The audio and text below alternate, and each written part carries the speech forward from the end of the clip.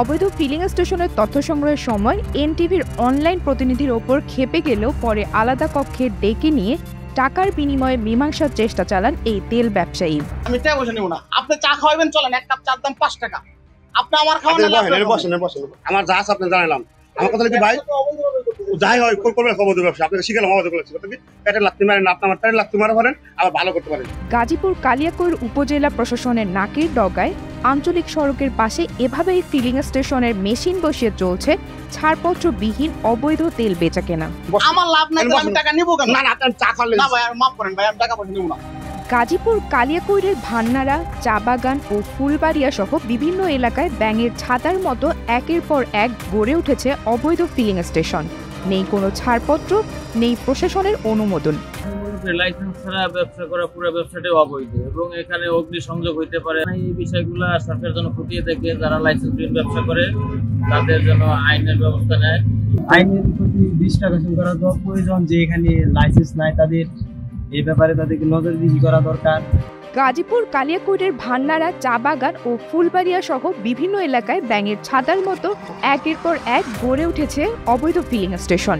নেই কোনো ছাড়পত্র, নেই প্রশাসনের অনুমোদন, কিন্তু নিয়মানুযায়ী কোনো ফিলিং স্টেশন নির্মাণের আগে নিতে হয় ফায়ার সার্ভিস এবং পরিবেশ ও বিস্ফোরক অধিদপ্তরের ছাড়পত্র। অথচ উপজেলার এসব স্টেশনের কোনোটিরই নেই বৈধ কাগজপত্র। তাহলে এখন আপনি ব্যবসাটা চালাচ্ছেন কিসের ভিত্তিতে? আমি তো আবেদন করছি বিশ্ববিদ্যালয় লাইসেন্স আবেদন করছি, দরখাস্ত দিচ্ছি, তারপরে সেটা বলে না আপনি বিশ্ববিদ্যালয়ে দরখাস্ত দিতে হবে।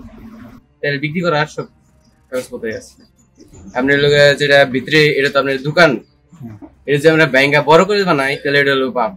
আচ্ছা, যে মেশিন যারা ডাবল দিই তখন পাম্প হয় না, এটা আপনার দোকান। আমি করতে চাইছিলাম মানে একটা টেস্ট লাইসেন্স মানে থেকে, হ্যাঁ, যেমন আমার ইয়ানন পরিস্থিতি থেকে হয়তো আমি অসুস্থ থেকে আমি যেতে পারিনি। এখানে বিস্ফোরক লাইসেন্স এটা আমি এখনো জানি না, শুনি নাই, স্বাভাবিকভাবে আমি যেমন বেচতে চাইছি আর কি বেচতেছি। অবৈধ এসব ফিলিং স্টেশনের বিরুদ্ধে অভিযোগ থাকলেও কাগজপত্র ঘাটতির কথা স্বীকার করে ব্যবসায়ী জানান, আবেদনপত্র দিয়েই ব্যবসা করে আসছেন তারা। আমরা এখানে লক্ষ লক্ষ টাকা ইনভেস্ট করে বেচাকেনি করতে পারি না, ওনারা বেচাকেনি করে মিটার লাগিয়ে নিচ্ছে, এখানে ওনারা কম দামও বিক্রি করে, তাদের সাথে আমরা টাকা দিয়ে তুলে দেওয়াই না। আমাদের ব্যবসা খুব হিমশিম খাইছে। আমার মনে হয় এগুলি বন্ধ করা হচ্ছে, কারণ মানুষের মতো তেল না আনলে মেশিনপত্র বা ইঞ্জিন নষ্ট হয়ে যায়। এরপরে আমাদের যে বৈধ লাইসেন্স করে ব্যবসা করি আমাদেরও ক্ষতি হয়। যেমন আমাদের কাস্টমার এলোপালোভাবে অন্য জায়গায় চলে যেতেছে, সঠিকভাবে আমরা বিক্রি করতে পারতেছি না, আমরা বৈধ থাকলেও আমরা বিক্রি করতে পারতেছি। তবে বিপজ্জনক জেনেও সময় বাঁচাতে ও সহজলভ্য হওয়ায় এসব তেল কিনছেন ক্রেতারা, কিন্তু তারাও চান প্রশাসনের কঠোর নজরদারি। আমাদের কোনো পাম্প নাই, সেক্ষেত্রে এদিকে থেকে নেওয়াটা নেই আর কি, রিস্ক থাকলেও।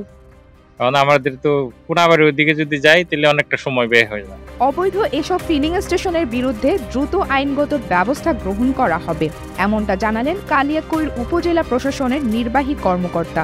মৌচাক থেকে ফুলবাড়িয়া রোডের পার্শ্ববর্তী যে ফিলিং স্টেশনের কথা বলেন, এটা বেসিক্যালি প্রতিষ্ঠিত ফিলিং স্টেশন বলতে যাবো যে সেটা না, তারা ওই যে নিজস্ব ছোট ছোট জায়গায় যে খোলা জায়গায় পেট্রোল বা অকটেন এগুলো বোতলে করে করে বিক্রি করে, এই বিষয়টা মেশিন এইটা আসলে আইনগত তার করার সুযোগ নেই। এটা হচ্ছে আমাদের এই ধরনের বিস্ফোরক জাতীয় যে পেট্রোলিয়াম গুলো আছে এগুলো করতে গেলে ফায়ার সার্ভিসের অনুমোদন লাগে, তারপরে জেলা প্রশাসনের অনুমোদন লাগে। তো এগুলা আমাদের করণীয় হচ্ছে মোবাইল কোর্টের মাধ্যমে তত্ত্বাবধান করতে পারি।